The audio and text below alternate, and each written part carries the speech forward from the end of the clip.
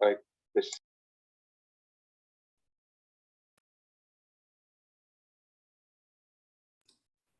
Hello, everyone. Hello. Hi, everyone. Hello. Hello.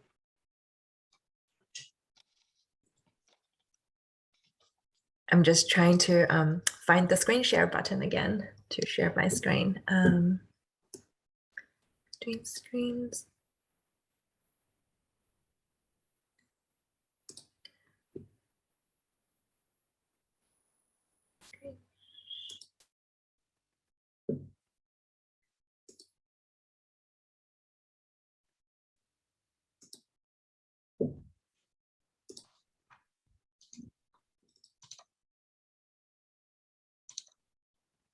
Okay, great. Can everybody see my screen?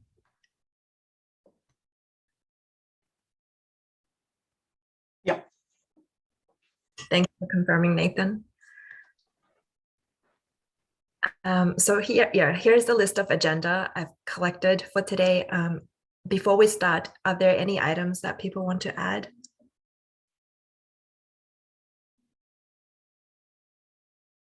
Okay, let's get started. Oh, Taja is entering the room.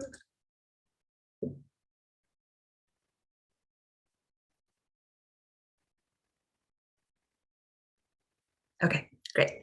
The first, let's go through the pull request first. First one on the list is the authentication provider documentation. Akash, there are still some, so there are some discussions on the PR, one related to whether we want to refactor the how we invalidate the cache when we fail from a 401. And we also want to document the limitations from refresh of the secret. And I've also posted a link to the refresh mechanism in from the CSI driver. And I thought that was interesting, where they linked to a tool, was it called Reloader, where it's a Kubernetes controller where they can watch for the changes in secret, and then they can do an rolling upgrade on the pod, which is interesting. Yeah, no, I saw that. I'll take a look. Maybe we can somehow leverage that in this scenario.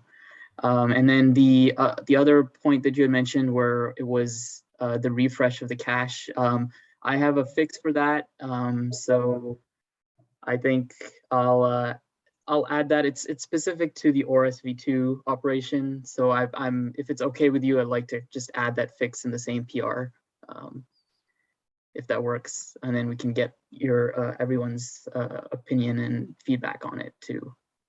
So I think the RSV2 PR is getting a little big already. yeah, that's true. Okay.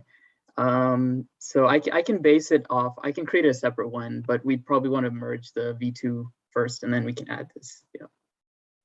Yeah, sounds good. So we'll probably just leave the documentation PR just as is now, and we can update it with either it's documenting the limitations or adding more details on after we've fixed the bug.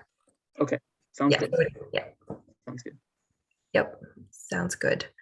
Yeah, probably we'll just add a link, add a comment to the PR, just saying we're waiting for other changes before we proceed with the rest of the PR. Okay, cool. I'll add that comment then. Yeah, thanks. Yeah, so people know not to look at it for now. Yeah. Cool. The next PR is the upgrade to RSV2. I know, Akash, you've shared that the new version shows some significant performance improvement, and you've documented the latest numbers in the benchmark. So I guess it's good to share with the group. I'll open up this link and then you can go through the detail. Sure. Yep.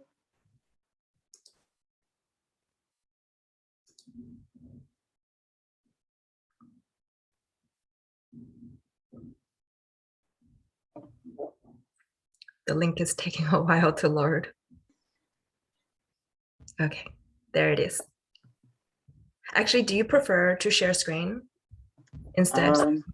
Either way is fine. I'm just gonna, I think the charts are the main thing to discuss. So we can leave it as is. So, so basically I went back and I ran the same kind of timing benchmarks that I had performed on the previous version of ORAS, just to get a sense of where are we actually saving time and which operations are significantly better. So the top chart is the timing without any sort of authentication related to it. So this is basically our basic Docker configuration. So no requests are taken for a registry token exchange or any of the AAD tokens that exist with the Azure workload identity.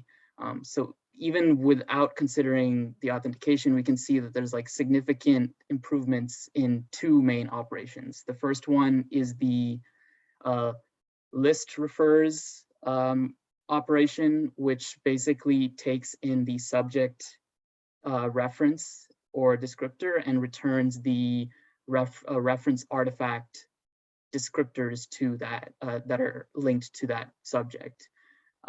Previously, we were seeing about a 4x amount of latency, and now we've reduced that to reduce it 4 times. And there's many different reasons why this is occurring. One of the biggest reasons is that the previous ORAS version relied upon the discover method to actually find the descriptors, as well as the discover method actually fetch the entire manifest associated with the descriptor along with it. For our purposes, the list refers, we just need the list of descriptors in this scenario. We don't actually want the corresponding manifests. We have a separate operation called get reference manifest, which actually does that for us. So the get reference manifest operation actually is a lot larger because you're actually fetching the entire content. So that's one of the main reasons why we've been able to save a lot of time here. The other operation that has seen some significant latency improvement is actually fetching the reference manifest.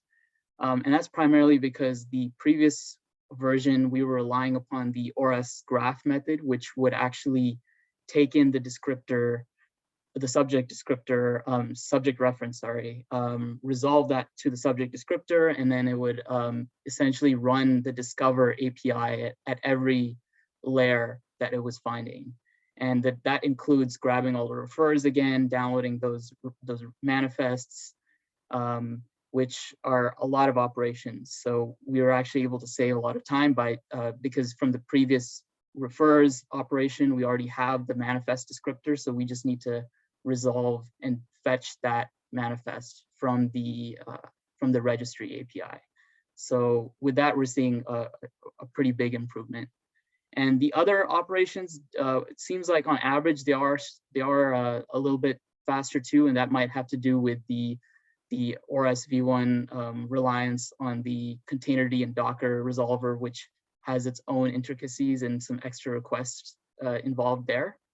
But overall, we're seeing that there's a lot of latency improvement, even with the Azure workload identity, which takes about an extra 400 or 500 milliseconds to complete the initial token exchange.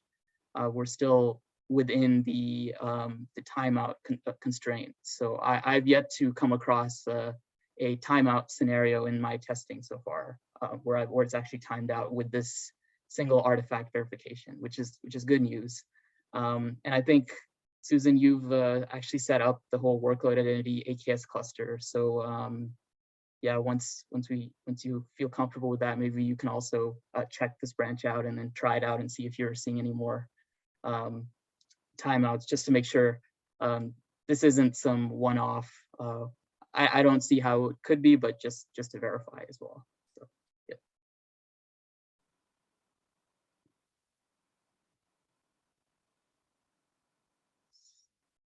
Oh, I think you're muted, Susan.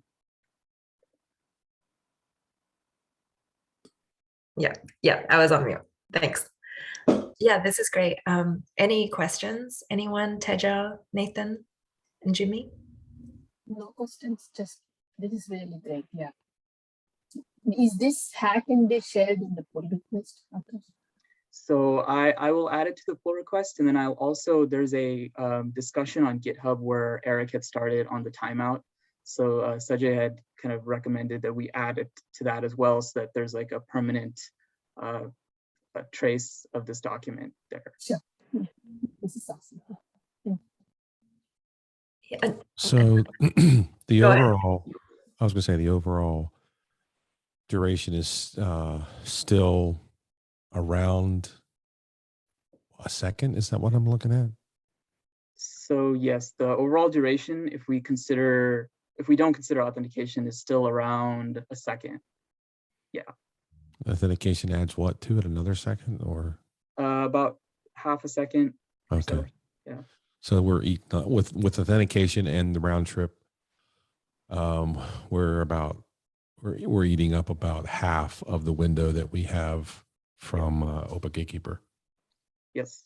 That's and that's just the call itself. That's not whatever milliseconds are being used up by Open Gatekeeper itself. So I just think we need to keep an eye on this. If we get down to eating up, more time, then I'm really concerned about this 3-second window. I know they've said no, don't change it. But yeah, we need to take a really close look at this. I mean, look at it, just keep an eye on it, I guess, because if we get down to less than a second after our calls are ratified, I'm really worried about the gatekeeper piece. Yeah, no, I totally agree. That's why actually we have a discussion with the Helm folks this week at their Helm Dev Sync to see if we could leverage any of Helm's features to do some pre-validation or pre-caching before Gatekeeper starts the timer. So just exploring that avenue and seeing if that's even feasible. But yeah, I think this issue is not solved. Maybe it's improved, but definitely not solved. Yeah, I mean, here's what I think is going to happen. I mean, this is a non-functional requirement that's limiting us to a certain degree, and I think it's going to pop up. And I would maybe, is it documented what the reasons for why Open Gatekeeper says to stay at 3 seconds and not any higher? So actually, yeah, Eric was leading those discussions, but from what he had explained to, I think, Susan and I, it had to do with there would be a leader election issue in Kubernetes itself, which would pose some serious issues, which is why increasing it was kind of a non-starter from the Gatekeeper side. Okay. So. All right. Well, I mean, it's not an issue right now. So. And this is just so I understand these calls, the timing of everything. This is just to get a signature, right? This is the whole process Ratify runs. So from authenticating to the registry to getting the signature to actually verifying it. The verification process is basically instantaneous because it's just running the plugin. But yeah, these are the actual heavy processes. Okay. Yeah. Well, I mean, it looks great as long as the more we can stay below the 1.5 seconds, the better off I think we are. But yeah, I know I'm preaching to the choir. Yeah, an improvement of 4 times, 3 times from where we are. I think that's a big leap and good improvement. I have a question, like in the wild, how many signatures do we typically see on an image? And if there are more than one signature, which part of the steps do we repeat? Maybe I can touch upon. Go ahead. Yeah, so one of the things we've been thinking about is how do we make sure we can just quickly get the signature that we want to, right? This also applies to scan results or whatnot that might come along the path. The current proposal inside the Aura's artifact spec is to add and have something like a created field in the manifest. So you can literally say, get me the top signature, which would be the latest on the top, and the registry would support sorting, but that's a little far out. Initially, when we start, I think there'll probably be just a few signatures when people just try to play with it. But over time, this might grow. But scan results are expected to grow much more. The hope is when that specification is ironed out fully, we would maybe be able to hint on the policy saying that I want signatures with annotation subject is equal to foo, and that should maybe filter out the number of referrers that you have to go and query back. That's one potential option that we have. The second one is once you discuss with the Helm team, or we can follow up on pre-flight validation or pre-flight loading of signatures, then we could potentially say load these things up front as a part of deployment because we know exactly what we want to validate against. These are a couple of options. Yeah, that's what I wanted to share. Jimmy, sorry about cutting you off before. No, I mean, I didn't know anything about it. I mean, so it's good that you said it. I was my only curiosity was how they were going to implement something like that. You know, sorting them automatically. As much work as the registry can do, the better off we are. You know, the underlying implementation of how they're going to identify a specific signature that we want to use or a specific artifact we want to pull from the tree. I was just wondering if it was going to be tags, tagged assets like, you know, cosign and sig, you know, the SIG-store cosign is using, or is it going to be annotations or something? That was only my question. And the other thing is, so is there an assumption that the registry will support filter by annotations on the server side? I'm sorry, I didn't understand what you said. No, that so the registry server should support filtering these artifacts or filtering the signatures by some annotations, like Sajay was mentioning. Through some annotations, we can filter out whatever interested signatures that we want to verify. Is that something we want to push it onto the registry server to support this filtering, or on the client side? I think we haven't in the OCI working group. They haven't agreed whether filtering is a requirement on the server or on the client. But one of the proposals that has been placed today as a part of the OCI reference type group is that we want to at least support sorting by time. And that way you at least get the top signatures or top of something that has been least recently signed or something like that. So that timeliness will at least be honored in some way, right? Filtering by annotations is not currently in the proposal stage yet, but we think it's important in the scenario. From the cloud side, I think ACR, we're kind of leaning towards filtering by annotation if possible. Yeah, I mean, I can bring it up to the ECR folks and see where they're at, but I haven't heard of this part of the implementation. But as we have to filter, if we have to filter on the client side for this, then obviously that's going to add some, you know, time in our round tripping. Right. So yeah, I don't know. I mean, I think it would be very, I don't want to say that. My first inclination would be, yeah, we can filter on the newest signatures, so let's say. But as soon as I say that, then I also want to think, can we also remove revoked signatures or signatures from revoked certs? I mean, we start to go down this little rabbit hole of how can we make this whole thing thinner, because, you know, we're up against this 3-second limit, which, by the way, I don't think, you know, I'm not sure, but I don't think that exists in Kyverno. So it's interesting. Right, because it's its own, right? Pardon me? Kyverno it's an entire admission control, right? And the extensibility model is slightly different. Well, no, Kyverno uses, it's still, I believe Kyverno, well, maybe, I thought it was still a dynamic. Yeah, so it's a dynamic admission controller. It's still using the mutating and validating webhooks, I thought. So, I mean, I'll double check on that, but I'm pretty sure we just had them on Twitch just the other day. Interesting. What's the Helm model that's being taught here? I'm hearing something pre-flight or preload the signatures as part of the Helm deployment. Install or something like that. What is that?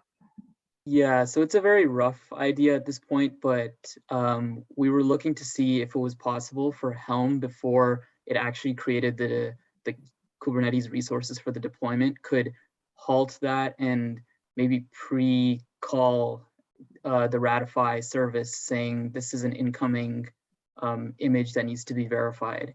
And then either it would pre-cache and pull all of the required artifacts before, and then do the verification during the gatekeeper timeout webhook, or it would actually complete the full verification, cache the result, and then once gatekeeper was initialized, it would just return the cache result. So that's the rough idea. There is one instrument called chart hook that Helm has that allows you to specify like a pre-install, pre-upgrade resource that is created first in the cluster that could be used in this situation. But there are a few unknowns that we wanted to get cleared up by the Helm committee, whether we could impose it so that not the user itself wouldn't have to define this hook in their chart. Is there a way for Ratify to kind of have that built into the cluster, or some other mechanism? So that's why we're just exploring this avenue. I mean, it seems to me, and maybe I'm misunderstanding how Ratify works, but I mean, you've got, verifiers and refer stores, and could we not have a, OPA gatekeeper is going to reach out to Ratify. Could we not have another onboard application reach out to Ratify and have it crawl, on a continuous basis, and just keep things synced locally so that the Ratify call from the OPA configured provider is not leaving the cluster?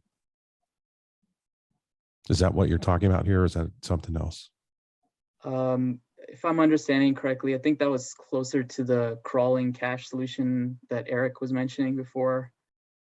Yeah, I'm not sure if that's what you're talking about. Yeah, well, I don't remember. I remember Eric saying something about crawling and caching, but I would want to leverage the same tooling that we were going to be using to do the signature retrieval and verification. So that Ratify would be that layer, but we would just have some other calling application that would, trigger in some, in a job type of scheduled basis, so that we were never having to make an external call, or at least reducing drastically the number of times we had to make external calls outside the cluster. I think we're in alignment there. The only thing is, what is it that we want to trigger with, right? So we might want to trigger pre-deployment, or maybe a time-based scheduling, however that is. And you kind of like say, these are the images, or this is the set of stuff that I want pre-cached. And that's the only thing that, but it would all be the code path, and the execution as well as the auth would all be through Ratify. It wouldn't be like a separate side loading container or something like that. You can load it with a file store, but I don't think that is the path that we have seen going forward. No, I mean, I don't want to go that route if we don't have to. Yeah. The thing is to use. No, go ahead. No, I was going to say, I've seen the Caverno, and I haven't seen the Open Gatekeeper one, but I've seen Caverno's SIG-store cosign implementation, and there's like a cert that's embedded in the policy itself or something like that. And I want to stay away from that if we don't have to have that, right? I want to minimize the number of statically loaded things, and then go out and, using the Ratify layer, go out and interrogate the the ORIS registries and pull back what we need so that we can reduce the number of external cluster calls. And I apologize, I'm new to what has been talked about, and I've tried to keep up, but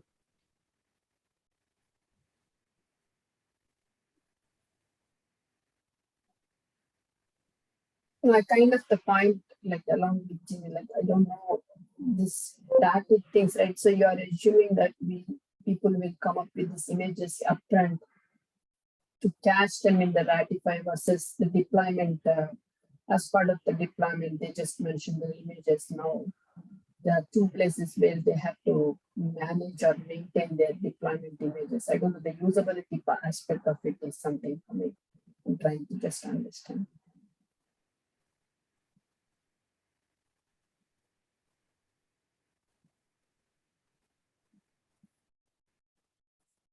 Sorry, I was pinged, so I missed some of that.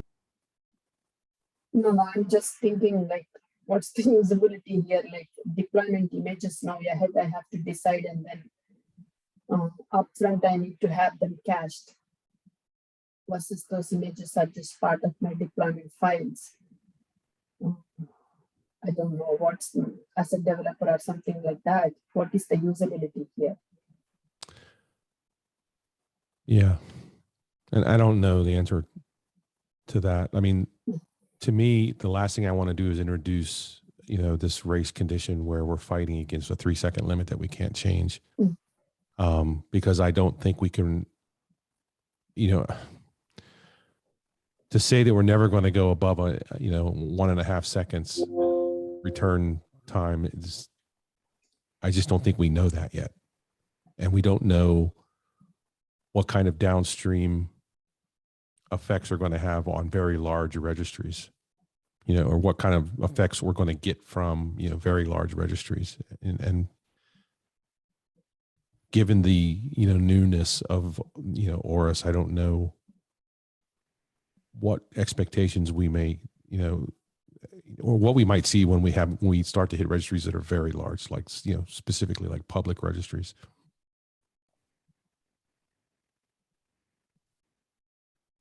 So I guess what I'm saying is I want to minimize the impact, if at all possible, of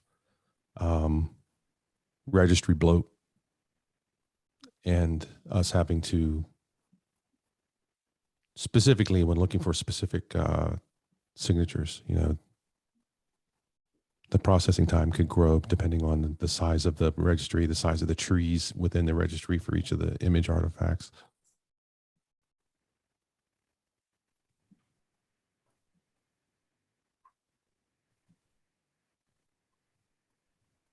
Sorry, didn't mean to ramble. Yeah, no, these are like all very valid points. Hopefully our discussion on Thursday we might have some better ideas. If not, we will have to continue working through this.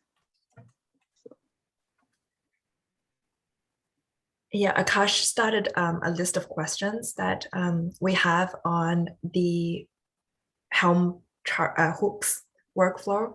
So Akash, can you send a link, add a link to the meeting notes with the meeting details? So if anyone is interested, join us at the Thursday Helm Dev meeting. Yes, let me get that right now. So the meeting is their weekly sync that they have. It's 9:30 in the morning Pacific time, Thursday. I'll send the link. I will not be able to attend because I'll be out. I'll be traveling Wednesday through Friday, but we'll check up with you guys next week on what they say. Or if you put it in the documents, I'll check up sooner than that.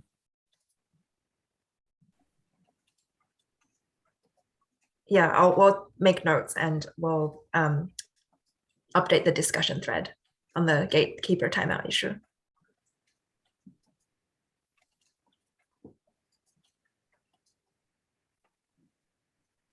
Cool. Any other comments on this item before we move on to the next?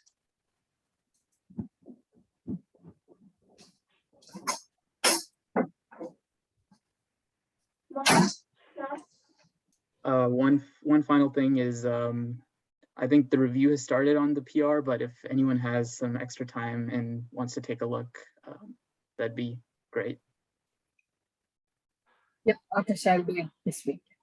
Thanks. Last week.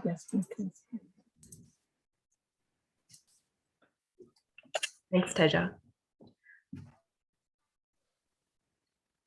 Okay.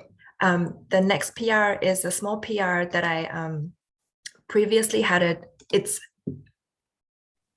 I think we had an issue on in some of our README files. We had configured the home directory as the shorthand, and in the Notary plugin, it was throwing error because that path is not getting expanded properly. So I previously spoken with Eric that we said we will only look for the home path shorthand, and we will not deal with the previous working directory and other combinations. So I just wanted to check with everyone, does that sound okay? Let me bring up the constant defined. So I've defined a constant for the Unix prefix for the home directory, and when we pass the certificate, we're doing a home directory replacement. But we're only dealing with the home directory, not previous directories and other combinations. I think we have a Unix and Windows specific path file that you might be able to use. Let me see if I can find that. Yeah, that'd be great. Do you mean, Akash, do you mean we already have a method to handle the expansion? No, not the expansion, sorry. The constant that you're defining. Yeah, we could make that like a file system agnostic kind of. Sure. And in this case, we only care about Unix, right? We don't want to do any expansion on Windows. Like in Windows, you cannot specify a shorthand like that. Oh, if that's the case, then yeah, then that's fine, I guess. Yep. Okay, thanks. Yeah, please review it when you have a chance. Yep. Thanks. The next item on our agenda. Yeah, we've talked about the Helm hook exploration already. We will be going to the dev meeting on Thursday. Next item, we talked about the response payload, what is the expected value of is success. So Akash, you were looking into this a little bit, and you pointed to this executor code path. Do you want to talk about it a bit? Sure.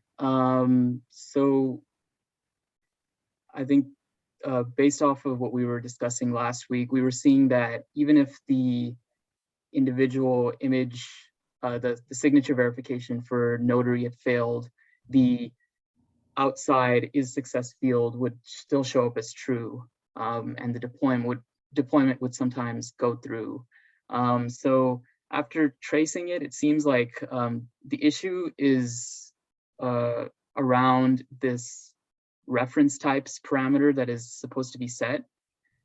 So line 124, we can see that the default is to pass, so overall verify success is true. But if we specify to the executor that we want to check the outcome of specific reference type, then it'll, if that's specified, then it'll change for that specific type, the overall verify success. But in our the HTTP server, we're not actually setting this reference types value to be anything, because from Gatekeeper, we get the subject reference, but we don't actually know what to specify for the reference types that we're looking for.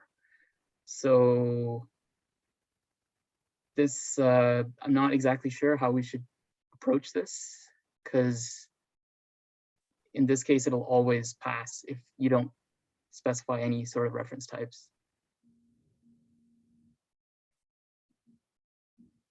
Akash, one clarification question. Did you say when Gatekeeper invokes Ratify, there's also no reference type?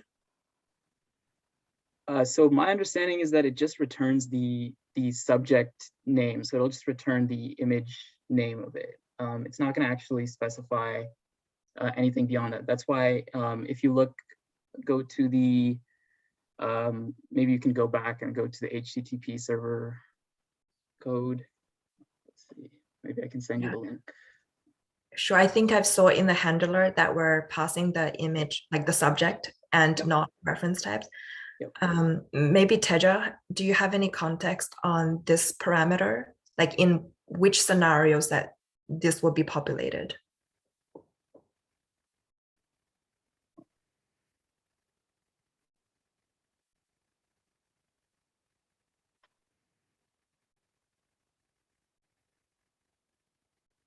Hello, can you hear me? Yes, we can hear you now. Yeah, so sorry, I'm actually driving. I have to take my kid, but I'll get back to you if you can just post me via email. Yeah, sure. Yeah, drive safe, Teja. Yeah, Akash, back on the reference type, like I feel like when we have multiple plugins configured, let's say if we have the notary and the cosign plugin, then specifying a reference type, I feel it's saying that we must we must validate this artifact type, right? Yeah, so I'm also a little unsure exactly what the reason we have this specified, but yeah, I believe that's what the intended result is, because it'll like enforce that you it'll disregard even if you verified for an existing notary signature, but if you don't specify that type, it'll just ignore it then for the overall success. So maybe it should be like whatever plugin is specified, we will consider all of those.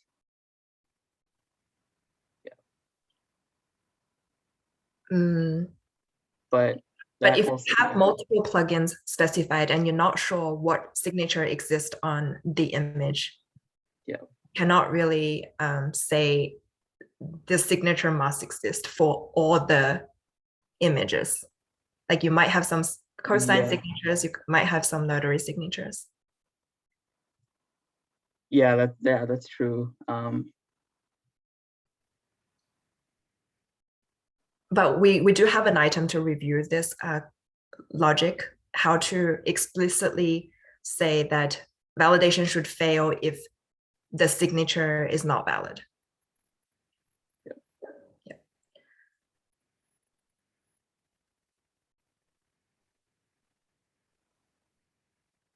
Sajay, do you feel this is a high priority item to look into?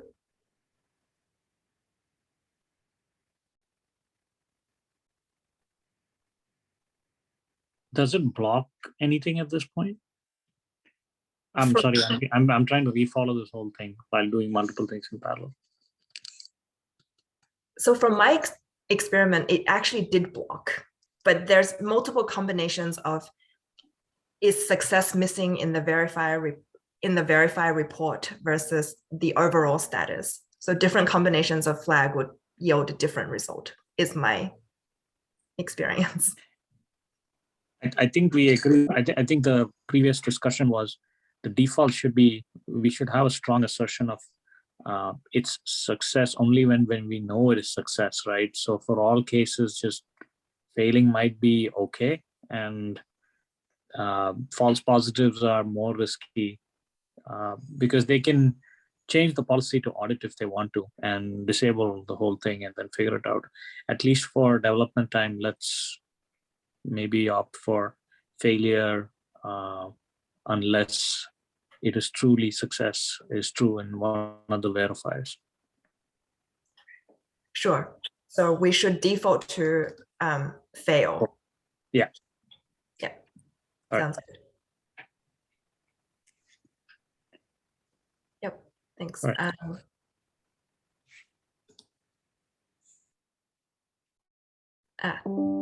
Next item on the agenda. So I started the alpha release. I realized we haven't had a release for about 3 or 4 months.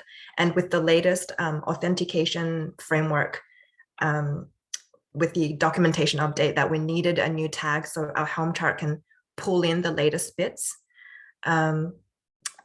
Sajay, do we have so I was able to trigger all the actions once I've tagged the release. Is there like a release note review process that we have? Or let me bring up the release. And we can review the list to see what are the ones that we should pull out in the release notes.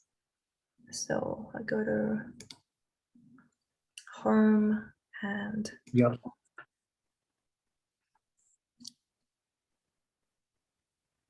yes, this is everything we have in the past few months. What's the first release say? Like the previous release, what did it have on the top? I think there was updates. Yeah, I think that's what Eric did, right? Like just have a high level. I think most of it was Helm chart modification. We didn't we still haven't had the PR for the Auras Go V2 refactor, right? Correct. I think the most notable one here would be multi-cert support, the way I see it. I think you can maybe pick the top items that there are, mark it as draft for a couple of more days, and then just click the release button. That's fine. Where is the release button? If you edit, edit. Click on edit, and then at the bottom you will have an uncheck. If you scroll down, you uncheck that. Yeah, you go ahead and publish the release, and that's it. Got it. So I think I would mention the authentication to private registries for workload identity and secrets. Yep. The multi-certificate support. And I think we should call out the cosign because this upgrade has a breaking change. So I believe previous signatures produced by earlier versions of cosign. Yeah, that's fine. Would not be validated with the new version. Okay. Sounds good. One thing I forgot to do is, you know how our Helm chart is bundled with the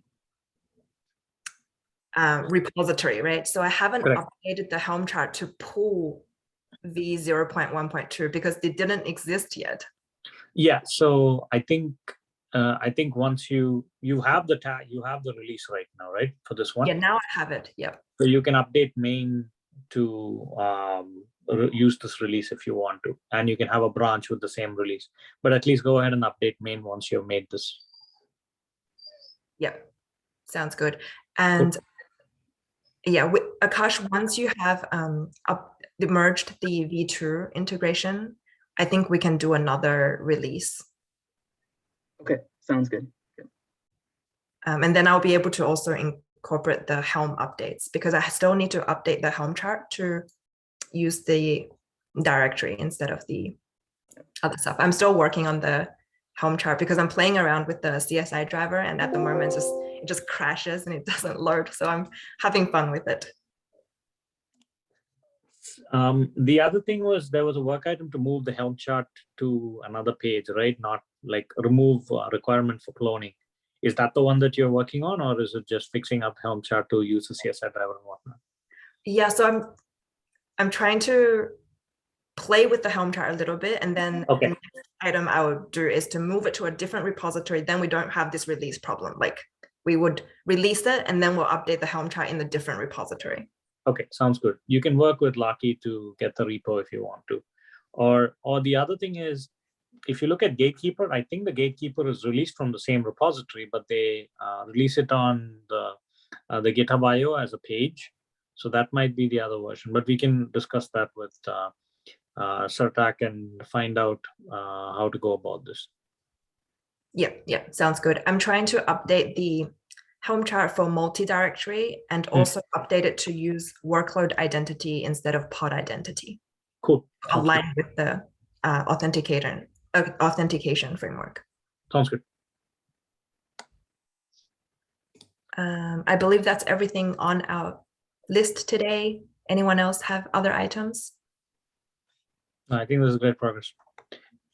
Yeah, once we kind of update Auras to V2, I think that'll also be a re-release. But so the other thing is, if you have frequent releases, it shows that the project is active and things are coming. it's a good way to kind of like make sure that there is forward progress in the items that move the Helm chart. I don't know if Nathan is on the call or he dropped off. I'm a sample for the GitHub action because the repo is released already. Sorry, Sajay, you had a little bit of delay. You said something sample. What sample? So Nathan actually has the GitHub action done, but we haven't documented it and we haven't tried it out. So once you make the release, maybe we'll have to update that as well. I see. Yeah. So we had a demo video, or he gave a demo in one of the community meetings. Oh, nice. Okay. I missed it then, most likely. My mistake.